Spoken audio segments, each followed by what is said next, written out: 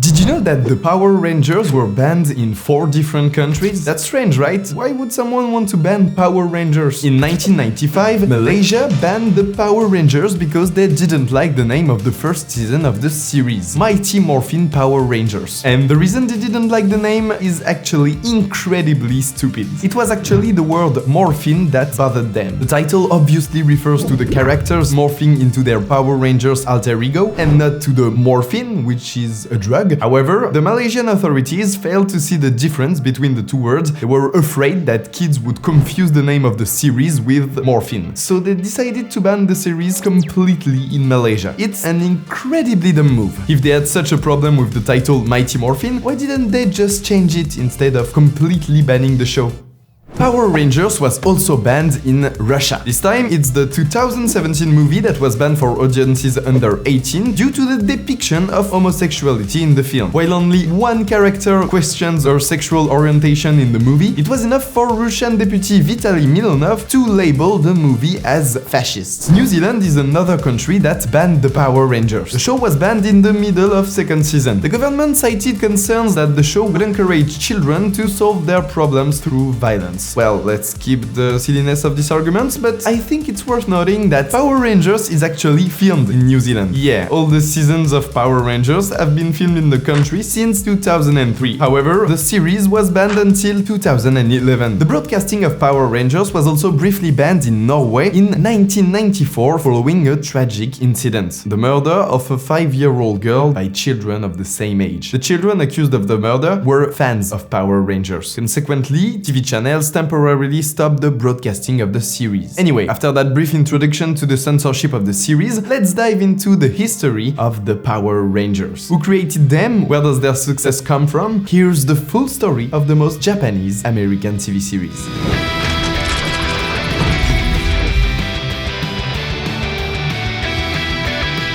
Before we start the video, a quick word from our sponsor, Displate. If you haven't heard of Displate, it's a brand that creates high-quality metal posters with thousands of amazing designs to choose from. Get 22% off your purchase if you buy 1 or 2 displates, or 33% if you buy 3 displates or more. To get this discount, simply click on the link in the description. Their posters are super high quality and really easy to hang, thanks to the magnets that don't damage your walls. They have designs from all sorts of movies, TV shows, anime, and video games like Game of Thrones, Rick and Morty, Harry Potter, Lord of the Rings, and of course, the Power Rangers. Feel free to browse their website to find the perfect one for you. So don't wait, head over to Displate and use my discount by clicking the link in the description. As you might already know, the story of the Power Rangers begins in Japan. During the 70s, there was a popular type of TV show for children in Japan called Super Sentai, or just Sentai for short. The show featured groups of superheroes in spandex saving the world by fighting giant monsters and robots.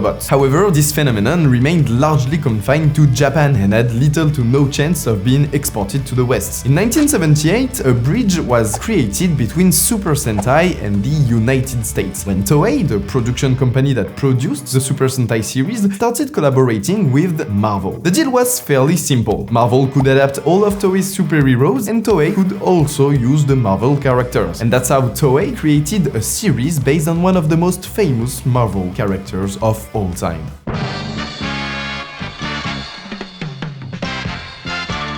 The Japanese Spiderman TV adaptation was born. Although the series doesn't have much in common with the original Spider-Man comic book, it's greatly impacted the Super Sentai genre by including a giant robot for the very first time. Yeah, I told you before that the series was really different from the Spider-Man comic books. This robot, called Leopardon, generated an enormous amount of toy sales. The toy became so popular that it even sold in the United States, and from that moment on, giant robots started to appear in almost all of Toei series and became an essential element of the Super Sentai genre. Toei continued their partnership with Marvel by producing another Super Sentai series, Battle Fever J. Meanwhile, the success of these TV shows gave Stan Lee an idea. He thought that it might be a good idea to import the Super Sentai genre in the United States. One thing to note is that at the time, in the United States, children were primarily exposed to cute, cheerful, and colorful cartoons. In contrast, the Super Sentai featured guys in spandex fighting fighting on empty lots against ugly monsters with tentacles and weird costumes. But Stan Lee saw some potential in it, and he wanted to give it a shot. So he went to his boss, Margaret Loesch, who was the CEO of Marvel at the time, and he tried to convince her. Margaret Loesch is quite an important figure in the history of American television, particularly in the creation of the Power Rangers. Though she is relatively unknown, Loesch played a significant role in the series development. She had worked in television programming, she programmed TV shows for children, before leaving to work for Marvel in the 80s. Anyway, one day Stan Lee entered the office with the idea of adapting these strange Japanese shows for the US market. So Stan walked into my office one day with a 3/4-inch video cassette, and he says, "Maggie, I think I've found a hit for us." I said, "Okay." He says, "Take a look," and he just put it on my desk. And it sat there a couple days, and finally I looked at it.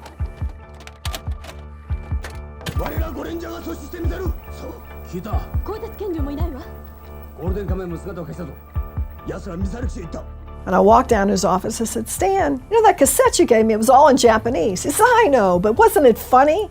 I said, "Well, as a matter of fact, it was." Although she didn't understand anything because it was all in Japanese, Margaret absolutely loved it. She believed so much in Stan Lee's idea that she gave him a $25,000 budget to create a short trailer using the Japanese Sentai footage and dubbing all the voices in English. Stan Lee took the deal and he immediately went to work. After the completion of the English dub trailer, it was time to present the project to TV networks. Margaret was responsible for proposing the idea to the networks, but she quickly hit a wall. I pitched it to all the networks, and one network executive pulled me aside and said, "Margaret, I can't believe you're pitching this to us. You, who've done Emmy award-winning programs like the Smurfs and Muppet Babies, how could you show me this crap?" I'm like, she said, "It's terrible, it's cheesy, it's violent, it's outrageous." I said, "Really?" Because I think it's benign, and I think every kid wants to be a superhero. So, adapting the Super Sentai series in the US proved to be more difficult than they anticipated. Stan Lee and Margaret Loesch's idea was then shelved for a few more years. It might take some time before someone considers adapting the Super Sentai once again. However, that person will eventually emerge, and his name is Haim Saban.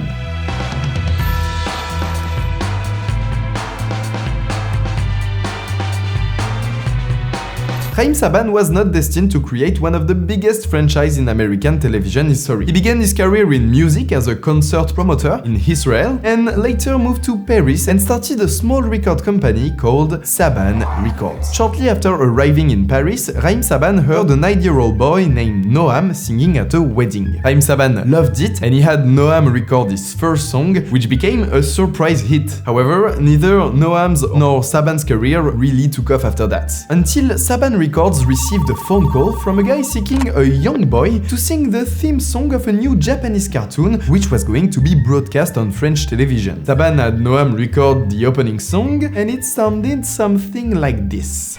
Il traverse tout l'univers, aussi vite que la lumière. Qui est-il? D'où vient-il? Formidable robot des temps nouveaux. Oh my, that's awful. This music will never sell. Jacqueline Torchman, Haim Saban's business partner, tried to find a record company to release the single, but nobody wanted to release it. After several attempts with different record companies, she finally found one that agreed to press the disc. I was extremely lucky because we sold 3.5 million copies. And you know what our share was? 4 francs for every disc. Usually, you get 40 cents a disc. We got 4 francs for every disc sold. You multiply that by the number of discs we sold, 3.5 million. After that, we thought to ourselves, oh, life is pretty good. And with that, I bought my first Rolex watch. After the success of Goldorak's opening song, Japanese cartoon music became Saban's specialty. He's actually the man behind the music of all the biggest cartoons of the time, like this one for instance. Or this one. Yeah, you've probably heard that before. When Saban realizes that the business is doing well, like very well, he creates his own production company, Saban Entertainment. Saban is not content to stop here. He is thinking big. Thanks to his positive experience with Goldorak, he now sees a bright future in dubbing and adapting Japanese cartoons. He doesn't want to pursue his career in France. He has big plans, and so he leaves for Los Angeles, where his new goal is now to conquer the American television market. Nope, we're not there yet. Believe me, there's still a long way to go before we get to the Power Rangers as we know them today. After producing several cartoons in the United States, one day Haim Saban goes to Japan for a business trip.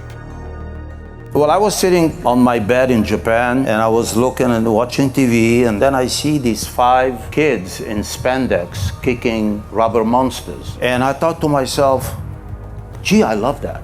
Just like Stan Lee and Margaret Loesch before him, he instantly falls in love with the Super Sentai series. An idea began to take shape in his mind. Could he maybe adapt those Super Sentai series for an English-speaking audience? We can shoot a few scenes with American actors, edit them with the rest of the footage, and create a TV show at a very low cost. Similar to what Stan Lee and Margaret Loesch did a few years prior, he created a pilot episode and tried to sell the series to different TV networks. Just like his predecessors, he faced a lot of slam doors. Nobody took his ideas seriously. They said it was ridiculous, that I must be mad. They told me to go back to making music, that this business was not for me. They were saying, go home to your little cartoon musics, go back to Goldorak, get out of our way. For 8 long years, he faced rejection with the same criticism that Stan Lee and Margaret Loesch had heard a few years earlier. The show is too cheesy, too strange, and much too over the top. With 8 years having passed, it was assumed that the project was no longer on the table. But Haim didn't give up, and he continued frequently to talk about his idea to different networks. Until one day, when he stumbled upon Margaret Loesch. She was now the president of Fox Kids Network, and she was searching for a TV program to fill the 7:30 AM slot. The goal was to find a children's TV show that could compete with cartoons from other TV channels in the same time slot. She meets with Haim Saban to ask his idea on a show that could fit into this specific time slot. Haim then suggests several animated shows, but Loesch is looking for something a little different, something more unique. This isn't what I need. He says, well, what do you need? And I said, well, I need something that's funny, but with action. I will only succeed if I have something really different. He says, one moment, please, darling. And he raced out and he came running back with a video cassette. He says, don't get mad at me, but take a look. You might like this. It might be what you're looking for. And I put that cassette on and it was the exact same footage that Stan had shown me. Great minds run in the same channel, I guess. Margaret Loesch believes that the time has finally come to introduce the Sentai genre to American children. She immediately goes to see Jamie Kellner, the president of Fox Network, to ask him to greenlight the series. Unfortunately, she hits a wall once again. Jamie Kellner does not believe in this idea at all. Even though years have passed, there are only 3 people who still truly believe in this project: Stan Lee, Margaret Loesch, and Haim Saban. But this time, Kellner is giving Haim and Margaret a chance. He offers them $100,000 to produce a pilot episode and test it in front of a children's audience. Margaret and Haim agree to take on the challenge, but unfortunately, they only have enough money to produce a small 17-minute episode. Despite the budget constraints, this pilot episode will happen. So, they use the Japanese Sentai footage, they replaced all the scenes with Japanese actors by new ones filmed with American actors, they changed the story a bit, they kept all the fight scenes and dubbed all the voices in English. The moment of truth has finally arrived. It's time to show the pilot episode to children and see their reaction. I watched the kids behind the glass at the testing, and of course the little boys went crazy, but that's not when I knew it would be a hit.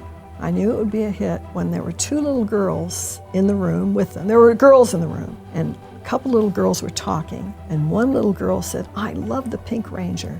And the other little girl said, well, I like the Yellow Ranger. And then the first little girl said, well, I like both of them because they kick butt. This is what the little kids were saying. And I said, it's a hit. Done. Margaret is now convinced that this series will be a hit.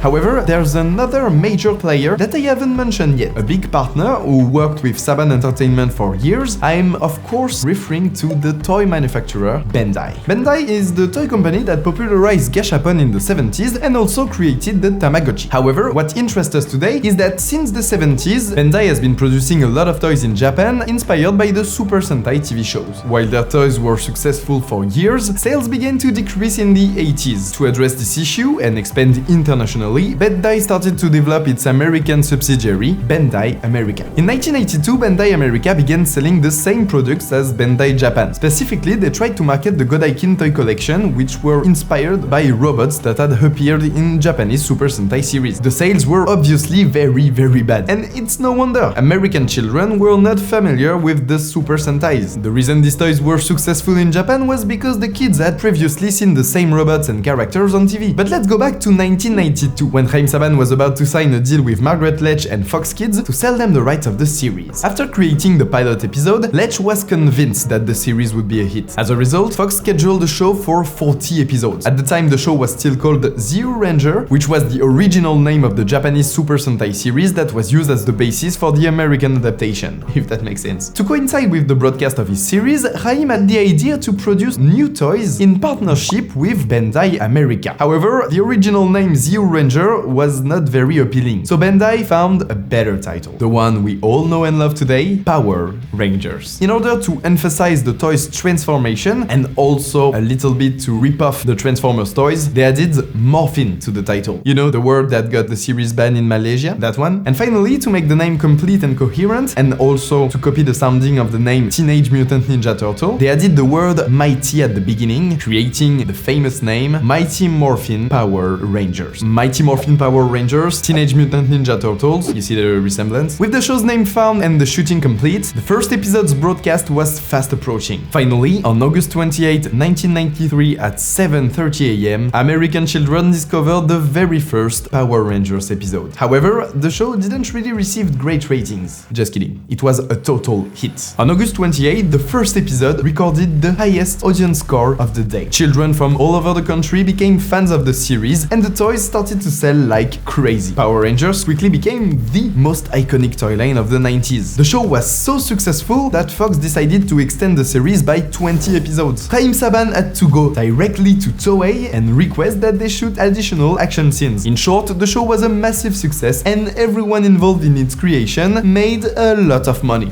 I sold them the first season for a small amount of money, but only for a year. I told them, you're offering too little money for this. You don't really believe in the show's potential, so let's sign for a year. The following year, how much did I sell it for?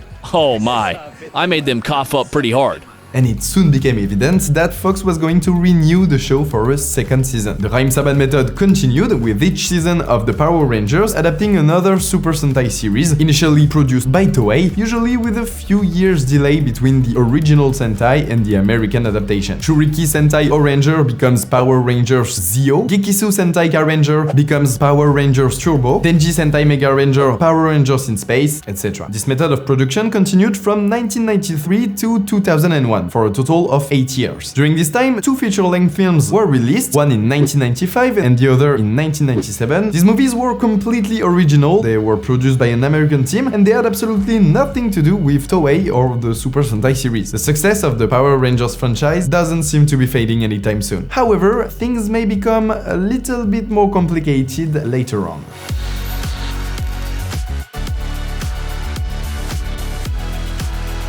In fact, over the course of the 8 years of broadcasting, the ratings of the Power Rangers began to decrease. By 2001, during the 10th season of the show, called Wild Force, Saban Entertainment and Bandai America found themselves overwhelmed by the complexity of managing such a massive franchise. Haim Saban then took a radical decision. He sold everything to Disney. Sorry, we're closed. Saban Entertainment and the Power Rangers franchise were bought by the company for $5.3 billion. Disney then took over the business, and at first, they actually managed it pretty well. The entire production system was completely changed overnight. The filming, which had always been done in the United States, was now relocated to New Zealand, and the toy production was completely changed. Due to the high production rate, Bandai America had to lower its production costs, which inevitably led to a decrease in the quality of the toys. After a few years, Disney didn't really know what to do with the Power Rangers franchise, so they decided to sell it. And who do you think bought the license back?